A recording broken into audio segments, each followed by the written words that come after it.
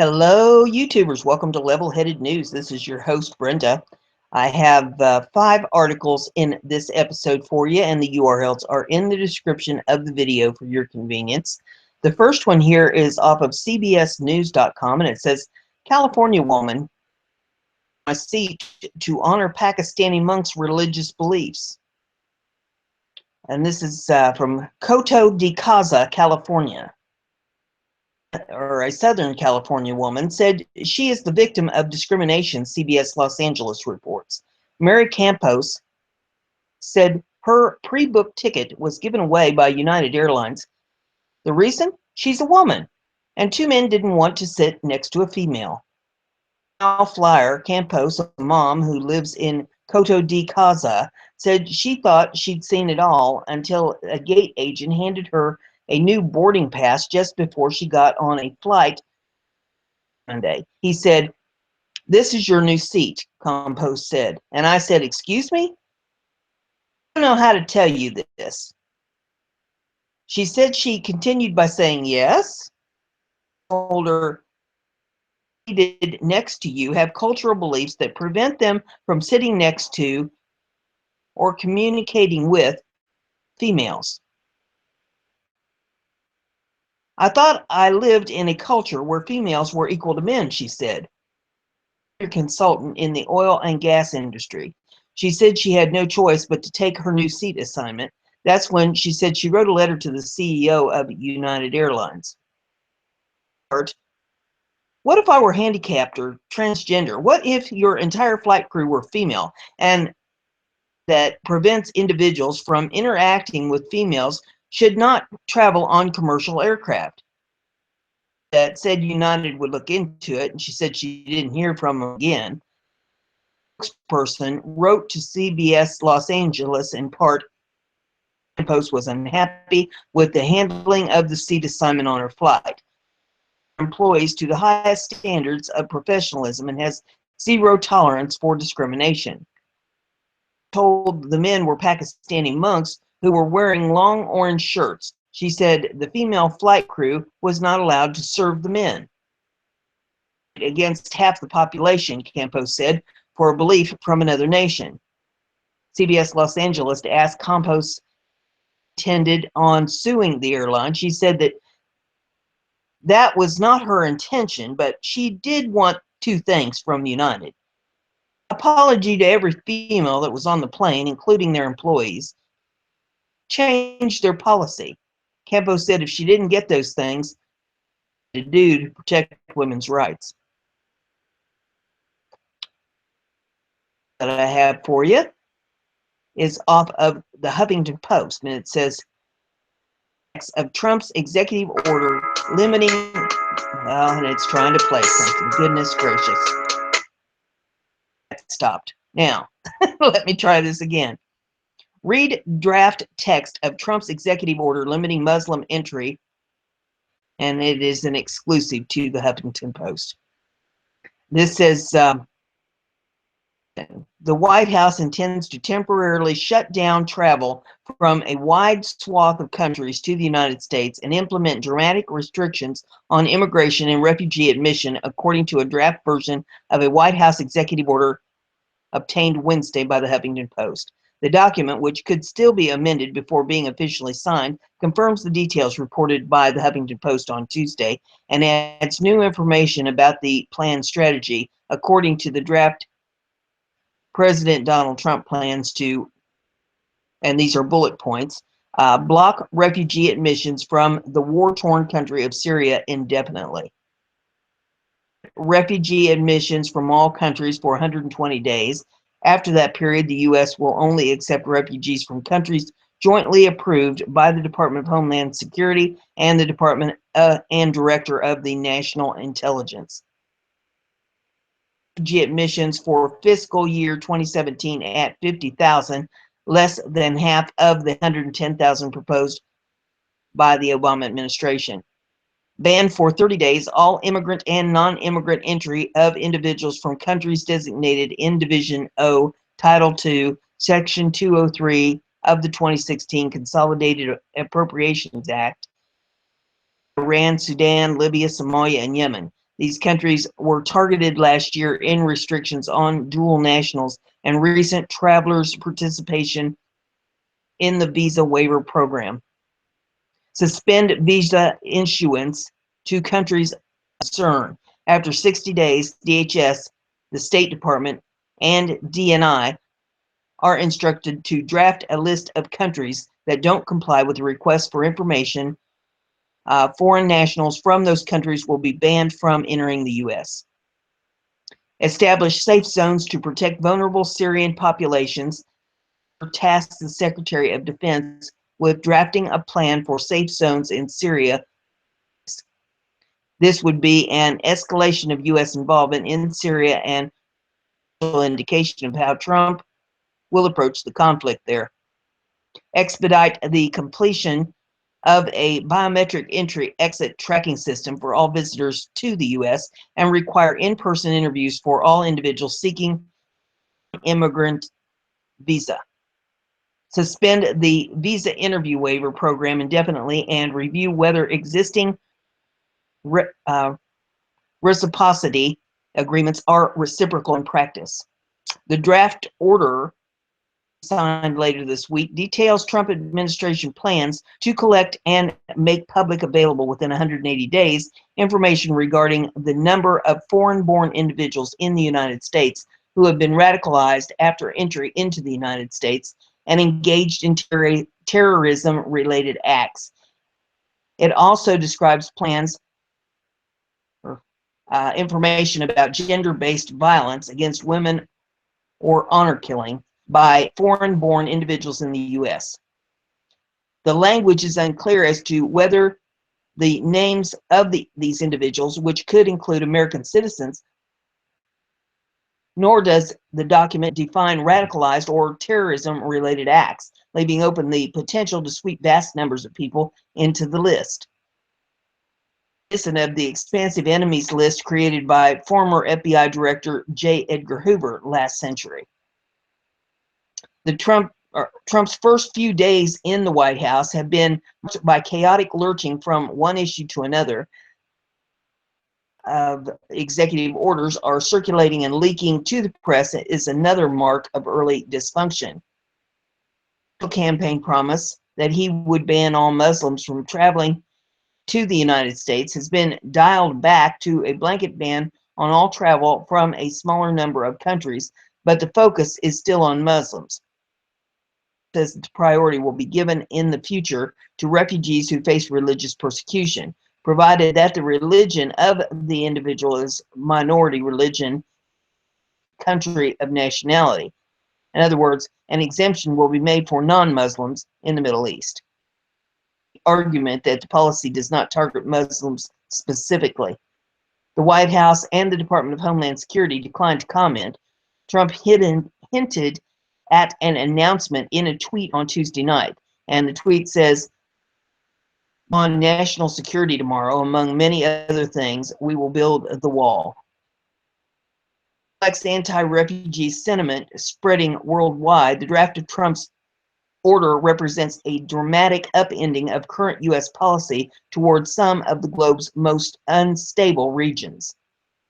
They face opposition from human rights groups, civil liberties organizations, Democrats, and even members of the Christian right who have encouraged a sympathetic approach to the refugee crisis.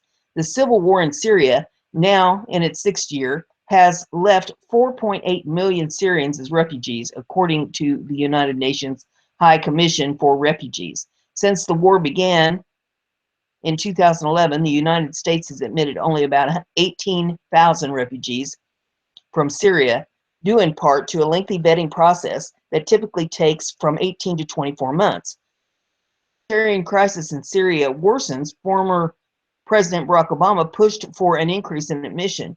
During the last fiscal year, the U.S. accepted over 10,000 Syrian refugees. Despite the low number of admissions and intensive multi-agency screening process, Syrian refugees in the U.S. has become a controversial issue. In response to Obama's push to welcome more people from the country, more than half of the U.S. governors all but one of them Republican, attempted to block Syrian refugees from resettling in their state. Although the presidential race, throughout the presidential race, Trump seized on the growing national opposition to refugee resettlement.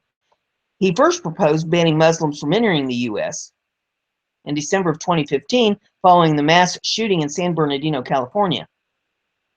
Specifics varied over the year that followed. Trump continued to promise to heavily restrict immigration from countries with Muslim majority populations. At least one refugee resettlement organization has already been briefed on the expected decline of refugee admissions to 50,000.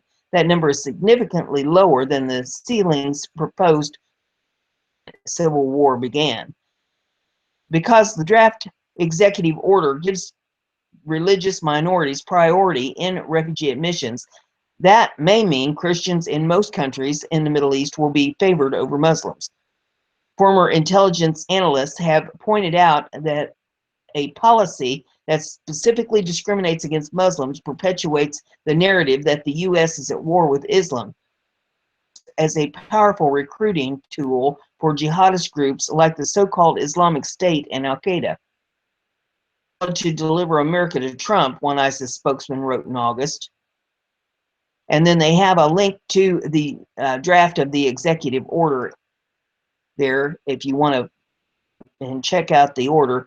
And there is a correction at the bottom of this. It says an earlier version of this story said that according to the draft executive order, the visa waiver program would be suspended indefinitely. In fact, it would suspend the visa interview waiver program indefinitely. You have the next one, galaxy.com, and it says rogue NASA goes into White House orbit. USA scientists launching private accounts to end administration. Twitter is fast proving to be a two-edged social media sword. Employees from NASA and more than a dozen other U.S. government agencies, according to Rutgers, have established a network of unofficial rogue defy what they see as attempts by the Trump administration to bury federal climate change research and other science, because the Twitter feeds were set up and posted to anonymously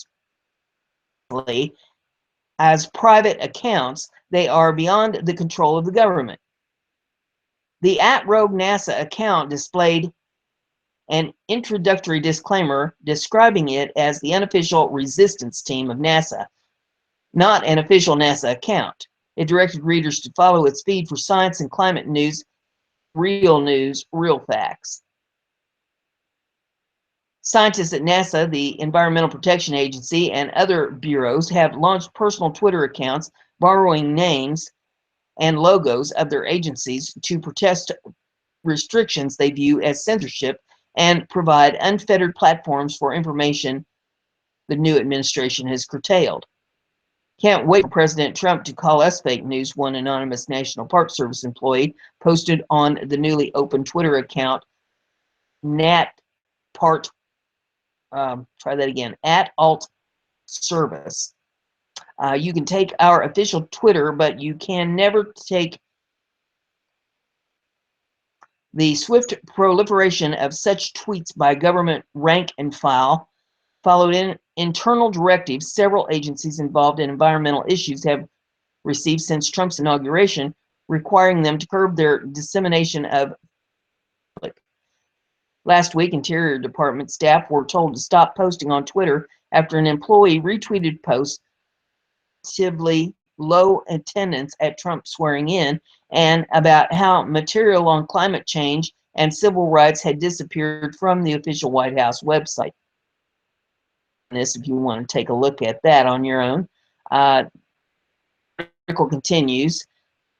The resistance movement gained on Tuesday when a series of climate change related tweets were posted to the official Twitter account of Badlands National Park in South Dakota, administered under the Interior Department, but were soon deleted. A Park Service official later said those tweets came from a former employee no longer authorized to use the official account, and that the agency was being encouraged to use Twitter to post only public park information and to avoid national policy issues. Within hours, official resistance or rogue Twitter accounts began sprouting up, emblazoned with the government's logos of the agencies where they worked. Grew to at least 14 such sites by Wednesday afternoon. Ungagged DPA invited followers to visit its feeds of ungagged news links and tips the U.S. Environmental Protection Agency is unable to tell you, adding that it was not directly affiliated with the EPA. The Daily Galaxy via Rutgers, more at businessinsider.com. There you have that. And I will also remind you that on most of these articles that I read, there's comment sections at the bottom, and some of these comments get pretty interesting, so you might want to pull the articles up and it in that. The next one we have here is off of libertywritersnews.com, and it says, "Screw Lindsey Graham. He's going to regret what he said about Trump today. Allegedly a jackass." Graham went on Face the Nation and discussed Trump's inauguration. Graham went on to lecture Trump. As you can see, Lindsey is really popular with liberal media because they know that they can call on him to talk trash on Trump. Lindsey Graham. And it says, watch the interview via Breitbart, and there is some video in this. The article continues and says, then Lindsey Graham really showed his true colors when he said that he doesn't understand what America first means. You only know me first. To the president, if America first is a throwback to the 20s and 30s isolationism, when was it first used as a phrase? Though deteriorate even quicker if it is a new way of Ronald Reagan's peace through strength. I would like to work with him. I don't know what America first means. So there you have that. At the very end of this, it says this guy's a traitor. He might as well be a Democrat. Breitbart threw that in. I can't make this stuff up. The next one we have is off of Zero Edge. It says, Bannon declares war on the media. You are the opposition. Keep your mouth shut. Not one to mince words, Steve Bannon, Trump's chief White House strategist, eviscerated the mainstream media during an interview last night. Commencing on their coverage of Trump's campaign, Bannon lambasted the disconnect of media from everyday Americans, saying they don't understand this country. They still do not understand why Donald Trump is the president of the United States.